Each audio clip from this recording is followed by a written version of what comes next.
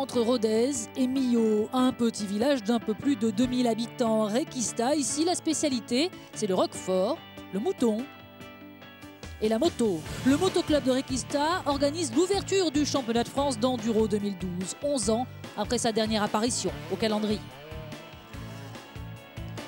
Au programme, 3 boucles de 65 km, 3 spéciales, 2 banderolées et une plus technique. Mais le terrain est difficile, il a plu fortement les 15 jours précédant la course. Certaines spéciales et des liaisons ont dû être modifiées et la pluie est à nouveau attendue pendant le week-end.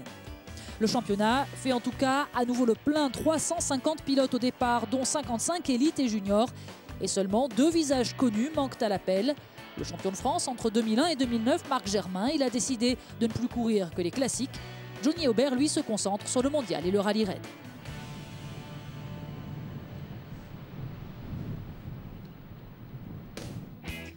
Samedi, 8h30, le premier départ de la saison. Les E1, emmenés par leur champion de France, Fabien Planet, ouvrent le bal.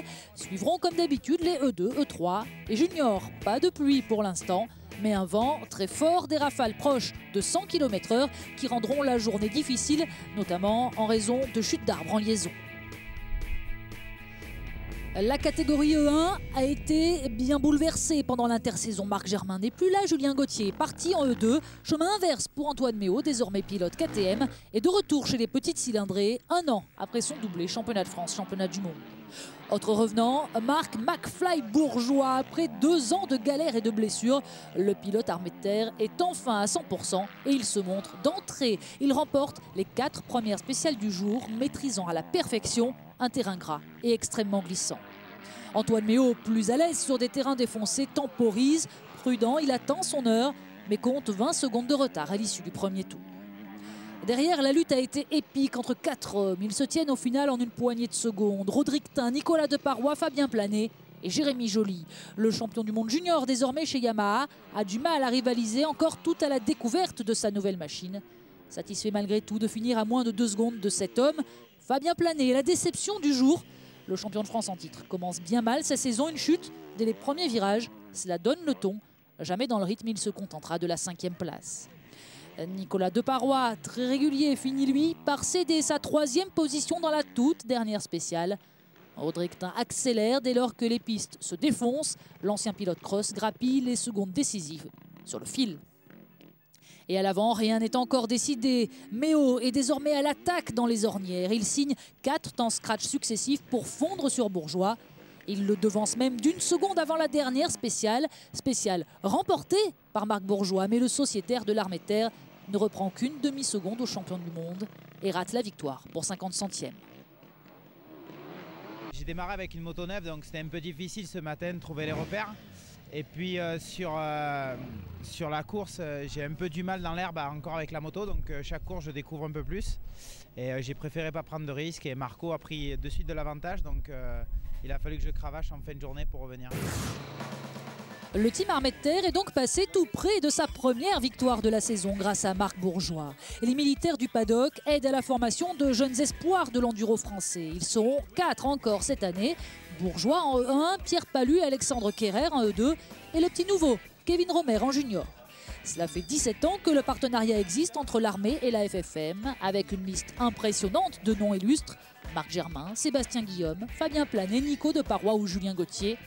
La formation, une valeur partagée avec Yamaha, partenaire du team depuis l'an passé. Le fait de mettre le pied à l'étrier à des jeunes et de pouvoir on va dire, progresser au sein d'une structure comme l'armée de terre, c'est important. Et pour nous aussi, parce qu'on adore mettre le pied à l'étrier aux jeunes. Donc ça a toujours été chez Yamaha une institution, hein, avec Jean-Claude Olivier à l'époque depuis très longtemps. Donc aujourd'hui, on est très content de faire de ce partenariat avec l'armée de terre. Basé à Châteauroux au sein du 517e régiment depuis 10 ans, l'EAT a dû déménager à Nîmes suite à la mise en place de la nouvelle carte militaire. Pas de quoi bouleverser en profondeur les habitudes du team, qui a toutefois de nouveaux repères à prendre. On est bien installé à Nîmes, on a un bel atelier, beau bâtiment, la disposition c'est un petit peu différent de Châteauroux, mais toujours aussi efficace, et puis avec pas mal de terrains d'entraînement différents, avec un voisinage avec beaucoup d'autres pilotes. il y a beaucoup de pilotes qui roulent et qui s'entraînent là-bas dans la région. Donc ça nous permet de s'entraîner avec pas mal de concurrents des championnats et sur des terrains différents. Donc c'est plutôt une réussite. Avec des pilotes capables de viser le podium ou la victoire, le team sera encore aux avant-postes toute la saison et essaiera comme l'an passé de ramener au moins un titre de champion de France. Les E2 sont orphelins de Méo et Aubert. La lutte pour le titre devrait donc se recentrer autour de Pierre-Alexandre René, à gauche, le champion en 2010, et Jérémy Tarou, à droite, le pilote KTM, blessé une partie de la saison l'an passé. Et les deux hommes ne vont pas se quitter de la journée à toi, à moi. Le duo ne laisse échapper qu'une seule spéciale sur les 9 au programme. Pela prend la tête dès la SP1, mais sans jamais réussir à créer un vrai écart. Et tout bascule à cet instant, dans l'avant-dernière spéciale. Dans ce virage en dévers très technique, il chute, 8 secondes de perdu. La victoire a changé de camp. Déjà vainqueur de la grappe de Cyrano et de l'endurocross de Saint-Ibéry cette saison, le néo-enduriste Tarou s'affirme d'entrée comme un futur grand de la discipline. Une victoire d'autant plus belle qu'il était chez lui, à Requista. Première victoire en enduro, championnat de France. Donc je suis super content, mais quoi dire de plus, j'ai bossé dur pour revenir et pour essayer d'être à ce niveau-là. J'ai toujours cru en moi que j'avais de la vitesse, je savais que je pouvais quand même prétendre à être sur le podium en championnat de France. Et donc je suis content de le prouver pour la première course. Troisième, Julien Gauthier est bien décidé à jouer les épouvantails dans la catégorie. Il termine avec 30 secondes de retard, mais a été très régulier et a même pu remporter un chrono. Il se fait peu à peu à sa Kawasaki, malgré le manque de roulage. Il devance deux hommes qui se connaissent bien, Antoine Basset, le pilote armé de terre, et son ancien coéquipier Romain Dumontier, désormais officiel Husqvarna. A noter la 8e place du double champion de France junior Alexandre Kerrer pour sa première course en élite. En E3, la lutte est inégale. Christophe Nambotin, encore invaincu en mondial cette saison, semble sans rival. Son dauphin l'an passé, Seb Guillaume, était incertain jusqu'à la dernière minute, opéré le mois dernier d'un pneumothorax. Et le nouveau pilote Gaz a eu logiquement du mal à entrer dans sa journée. Retrouvant toutefois des sensations au fil des spéciales, il remporte même un temps scratch et espère jusqu'au bout arracher la 2e place. Mais Manu Albepard lui passe devant pour 139 centièmes. Albepard passait lui de Gaz à Beta à l'intersaison. Il grignote les secondes décisives dans l'ultime spéciale du jour. Et devant, comme prévu, Christophe Nambotin a géré, contrôlé, dominé, une 10 d'avance au final et 8 spéciales remportées sur 9. Serein, le nouveau pilote KTM assure à la firme autrichienne un grand chelem pour débuter la saison. Avec KTM, ça se passe très bien. Il y a Antoine, il y a aussi Jérémy, où on a roulé il y a 15 jours ensemble. Donc ouais, il y a quand même de très bons pilotes, donc ça tire vers le haut. Et puis avec à côté Isabelle qui sont très proches, donc avec d'autres pilotes comme Pela qui roulent extrêmement vite aussi. Donc non, pour moi je suis très content de la moto, très content du team et des pilotes également mes coéquipiers. Donc non, l'année commence très bien. Mathias Bellino avait fait une arrivée remarquée l'an passé en enduro, manquant le titre à cause de problèmes mécaniques à répétition. Le leader du championnat du monde junior semble cette année au-dessus du lot dans sa catégorie. Il s'impose avec plus de 40 secondes d'avance sur Romain Bourcardet. Et Kevin Romer, le protégé d'Éric Bernard, pourrait bien être un futur grand. 8h30 dimanche matin, alors que le départ devrait être donné, c'est l'incertitude au sein du paddock. Il a fortement plu toute la nuit, la spéciale 2 est noyée, la quasi-totalité des liaisons impraticables. Après une concertation entre les organisateurs, la fédération et les pilotes représentés par Christophe Nambotin, la décision tombe. Bon, c'est un autre grand regret qu'on va être obligé d'annuler l'épreuve d'aujourd'hui. Les conditions de météo ne nous ont pas favorisés. En effet, tous les chemins sont complètement détrempés. Les spéciales sont pour ainsi dire impraticables pour la journée. Et on ne peut pas assurer la sécurité, votre sécurité, par rapport aux ambulances, par rapport aux secours, par rapport aux médecins. Ce n'est pas possible, donc nous sommes désolés. Pour la première fois dans l'histoire du championnat de France d'enduro, une journée totalement annulée. Pour des raisons de sécurité évidentes, le départ ne pouvait être donné. Ils avaient plus ou moins pris la décision d'annuler, mais ils voulaient avoir l'avis un peu de tous les pilotes. J'ai dit, moi, je suis tout seul pour l'instant, je vais demander l'avis aux autres. Maintenant, comme partout, il y a des pilotes qui veulent rouler, des pilotes qui ne veulent pas rouler, des pilotes qui pensent à la responsabilité, d'autres qui n'y pensent pas. Donc Donc à un moment donné, il faut prendre une décision et je pense qu'aujourd'hui, Jean-Luc est quand même un très bon organisateur et qui sait gérer au mieux les circonstances. Après, la course, il y a l'après-course comme on appelle, où un club, une région qui accueille doit gérer par rapport, je dirais, à la météo qui rend les choses plus compliquées.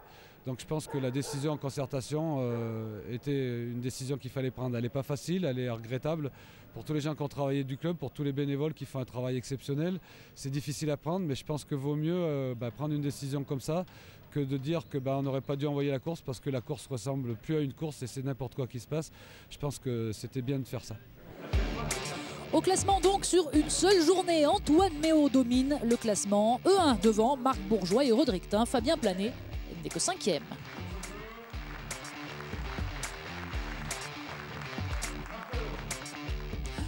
En E2, Tarou se retrouve leader du championnat pour sa toute première apparition. Il devance Pierre-Alexandre René et Julien Gauthier. Les E3, comme d'habitude, pourrait-on dire, dominés par Christophe Nambotin devant Manuel Bepard et Seb Guillaume. Et forcément, fort de ce triplé, KTM remporte la victoire constructeur, la récompense après un recrutement ambitieux à l'intersaison.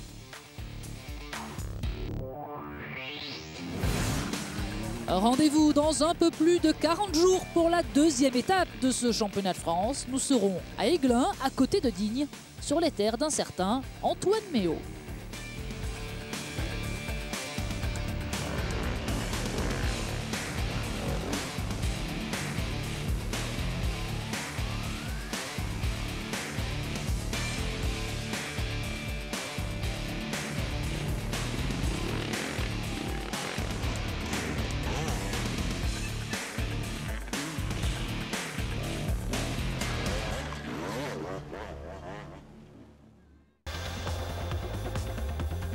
Un mois après l'ouverture de la saison au Mans sur le circuit Bugatti, la deuxième manche du championnat de France Superbike était organisée les 28 et 29 avril sur le circuit Polar Maniac de Nogaro.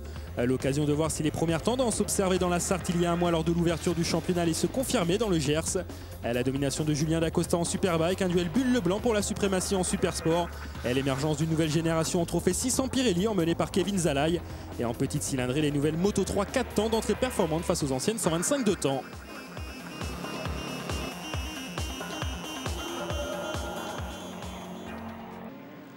Depuis l'épreuve du Mans, le 1er avril, de nombreux pilotes du championnat de France Superbike ont pris part à la 76e édition du Bol d'Or sur le circuit de Magny-Cours à la mi-avril.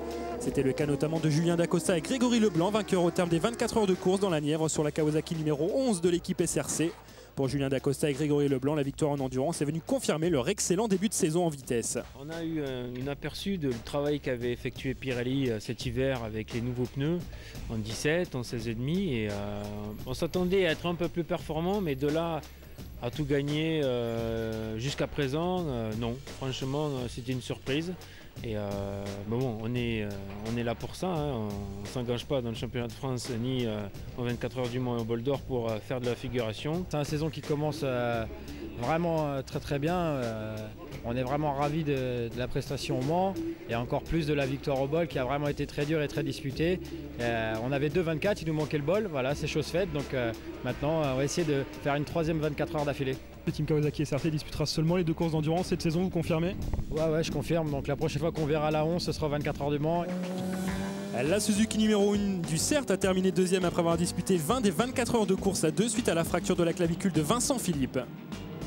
Le plus difficile en fait c'est vraiment mentalement parce que j'ai vraiment pas le droit à l'erreur ce week-end, je dois pas rechuter, je dois pas retomber dessus, donc avec les conditions qu'on a ici très délicates, on n'a jamais vraiment de pluie, vraiment du sec. Gérer tout ça, les choix de pneus, ça reste compliqué et je suis très tendu au guidon. À la fin de mon relais, c'est vrai qu'on m'a appris l'état de la blessure de Vincent et du coup, à partir de ce moment-là, on s'est dit qu'il fallait rouler à 2 et on n'avait pas le choix, donc il fallait pas se poser de questions, prendre les relais les uns après les autres. Ça a été un Bol d'Or qui à la fois été très long et très rapide parce que la répétition des relais a fait qu'on n'a pas vu le temps passer, mais en même temps l'accumulation des relais a commencé à peser sur la fin de course.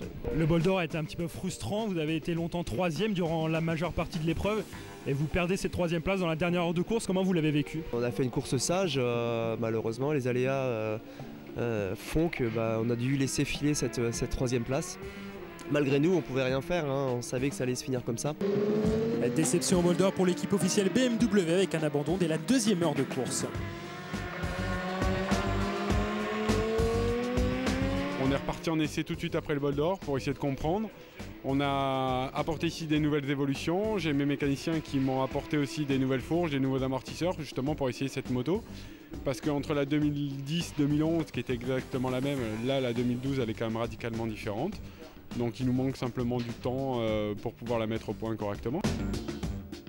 Le beau temps était de retour dimanche sur le circuit Paul Armagnac pour les courses après des essais disputés la veille sous la pluie. Dans ces conditions difficiles, la pole position de la catégorie 125 Moto 3 a été réalisée par Robin Hahn, vainqueur de la course au Mans le mois dernier sur la Moto 3 numéro 17. Le pilote de la Dark Dog Academy est accompagné sur la première ligne par deux pilotes du Challenge de l'avenir, Enzo Boulom et Clément Stoll. À l'extinction des feux, Robin Hahn vire en tête dans le premier gauche et boucle le premier tour en tête devant Jules Danilo, deuxième, auteur d'un très bon premier tour malgré un temps de réaction moyen au départ. Dans le deuxième tour, Danilo s'empare de la tête de course devant le pilote de Marc Fontan, Robin Hahn, désormais deuxième. Jimmy Petit pointe déjà en troisième position après deux tours, après être parti seulement depuis la 12e position sur la grille.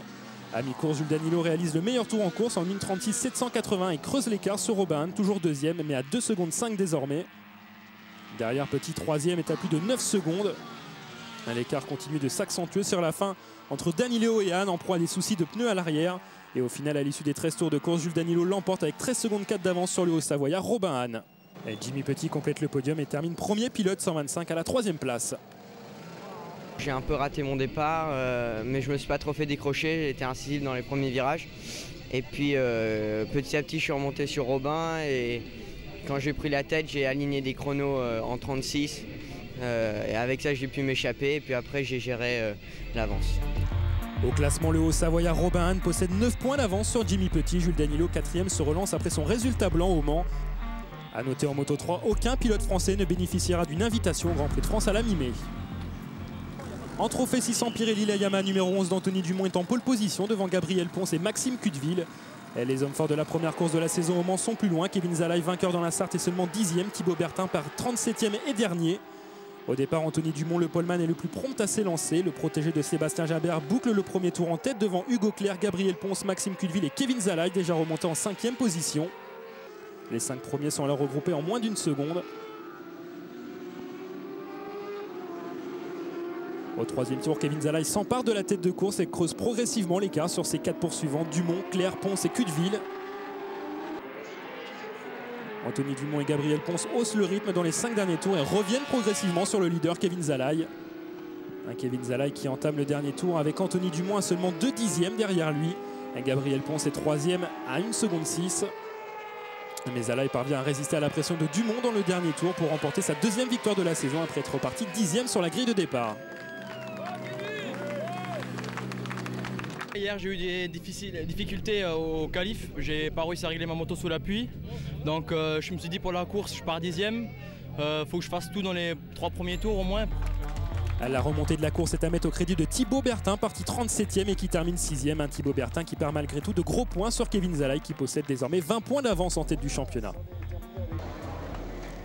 Dans la catégorie 600 Supersport, le Bressan Étienne Masson, 3e de la course 2 au Mans, a réalisé la pole position devant Julien Enjolras et Mathieu Lagrive. Soit une Kawasaki devant une Honda et une Yamaha sur la première ligne. En revanche, contre-performance en qualification pour Louis Bull, co-leader du championnat, seulement 16e suite à une chute samedi en qualification. Au départ de la première manche, Mathieu Lagrive sur la Yamaha JMT 94 réalise le all shot devant Masson et Leblanc. Lagrive est attaqué par Masson à l'issue du premier tour. Leblanc est 3e, Louis Bull déjà remonté en 4e position. Dès le 4e tour, Louis Bull et Grégory Leblanc s'échappent et laissent un trio en bagarre pour la 3e place avec Étienne Masson, Mathieu Lagrive et Axel Morin. L'écart se creuse rapidement devant en faveur de Bull et Leblanc. Les deux hommes forts de la catégorie en ce début de saison vont se disputer la victoire dans les derniers tours. Leblanc prend la tête à moins de 3 tours de l'arrivée. Derrière, Morin, Lagrive, Debise et Masson entament le dernier tour roue dans roue pour la dernière marche du podium. Leblanc parvient à résister aux assauts de Bull et s'impose dans cette première manche Supersport pour une demi-seconde seulement. Pour la 3e place, la lutte est serrée dans le dernier tour et au finish sur la ligne, Lagrive passe Masson pour seulement 20 millièmes de seconde. Morin termine 5e et Debise 6e. Louis était très rapide, j'ai réussi à me caler derrière quand il m'est passé devant. D'ailleurs, je ne m'attendais pas à ce qu'il me passe aussitôt en partant de la 16e place.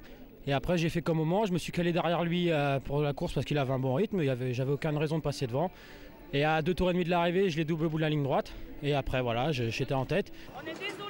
Sur la grille de la deuxième manche, quelques gouttes de pluie font leur apparition au moment de lancer le tour de chauffe. La direction de course décide alors de retarder le départ. Nouvelle procédure et course déclarée wet, ce qui implique une manche réduite de 16 à 13 tours, même si la météo est incertaine au moment du départ. Les pilotes des 2 premières lignes de la grille optent pour des pneus sur piste sèche. Valentin Debisse, 14e sur la grille, fait le pari de partir en pneus avant et arrière pluie. Mais les nuages s'éloignent et la piste reste sèche. Enjolras prend le meilleur départ, celui de Masson, Lagrive et Leblanc. Vainqueur de la première manche, Leblanc s'empare de la tête dans le premier tour, suivi de Morin, Perret, Bull, Enjolras, Masson, Camus, Échard, Lagrive et Guité pour le top 10. Auteur d'un excellent départ comme en première manche depuis la 16e place sur la grille, Louis Bull passe en tête dans le troisième tour et creuse rapidement l'écart sur Leblanc, Perret et Morin. Le pilote de la Dark Dog Academy parvient à garder une avance d'1 seconde au final sur Grégory Leblanc, 2e. David Perret complète le podium. Axel Morin prend la 4e place devant Étienne Masson, 5e et Mathieu Lagrive, 6e.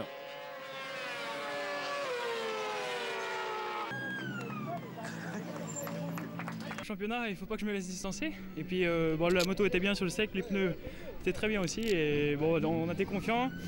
J'ai eu un peu peur quand la pluie a commencé de tomber. Je me suis dit merde, ça va être moins bien pour moi. Puis voilà, ça a bien marché, donc je suis content. Merci. Après 2 week-ends, Bull et Leblanc restent ex-aequo avec 2 victoires et 2 deuxièmes places chacun. Perret est déjà à 39 points et Lagrive 4e à 43 points du duo de tête. La catégorie Superbike à présent, deuxième des 2 courses derrière Dacosta au Mans. Sébastien Gimbert réalise la pole position sur la BMW officielle chaussée de pneus Michelin. Devant la Ducati de David Muscat, 2e, et la Kawasaki de Julien Dacosta, 3e. Vincent Philippe de retour à la compétition 2 semaines après sa fracture de la clavicule lors du Bol d'Or, est 9e sur la grille. Devant son coéquipier Anthony Delal, 11e. Guillaume Dietrich, 5e et 3e au Mans par seulement 17e.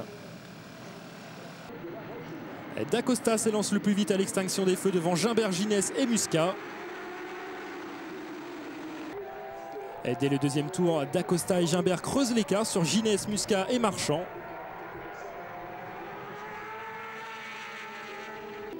Parti 17e, Guillaume Dietrich sur la BMW numéro 45 est déjà remonté en 9e position.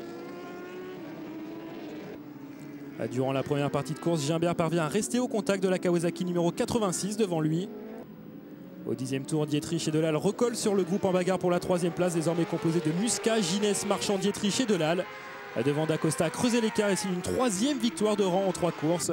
Le pilote Kawasaki a mené du premier au dernier tour. Gimbert termine 2e à 2 secondes 4. Guillaume Dietrich sur sa BMW privée complète le podium devant Ginès, Delal, Muscat et Marchand 7e. A noter sur le podium la présence des 3 manufacturiers pneumatiques Pirelli, Michelin et Dunlop. La deuxième course avec un bon départ de Sébastien Gimbert devant Dacosta et Muscat. Dacosta s'empare de la tête dans le premier tour et comme en première manche, la Kawasaki numéro 86 et la BMW numéro 7 s'échappent en tête. Derrière Muscat, alors 3e, est contraint à l'abandon sur problème mécanique. On retrouve 3 duos après 5 tours. Dacosta Gimbert avec 6 secondes d'avance sur Ginès Philippe et 9 secondes 4 sur Delal et Marchand. Dietrich est 7e. Peu avant la mi-course, Gimbert attaque et double Dacosta pour la première place. À 5 tours de l'arrivée, Dacosta repasse en tête au bout de la ligne droite des stands. À l'entame du dernier tour, Gimbert est seulement 2 dixièmes derrière Dacosta. Le pilote BMW tente de trouver l'ouverture mais doit une nouvelle fois s'incliner face à la Kawasaki de Julien Dacosta, décidément l'homme en forme de ce début de saison avec 4 victoires en 4 courses. Le podium est identique à la première manche. Sébastien cette fois était en forme, on a bagarré un peu toute la course, on a joué au chat à la souris, on se regardait même dans la ligne droite pour savoir qui allait faire le dernier tour en tête. J'ai pris les initiatives à 4 tours de la fin, ça a tenu jusqu'au bout, c'est super. Au classement, carton plein pour Dacosta avec 100 points, soit 20 d'avance sur Gimbert. Dietrich est 3e avec 59 points devant Vincent Philippe, 4e. Prochaine épreuve le week-end du 26 et 27 mai au Vigan sur le circuit du Val de Vienne.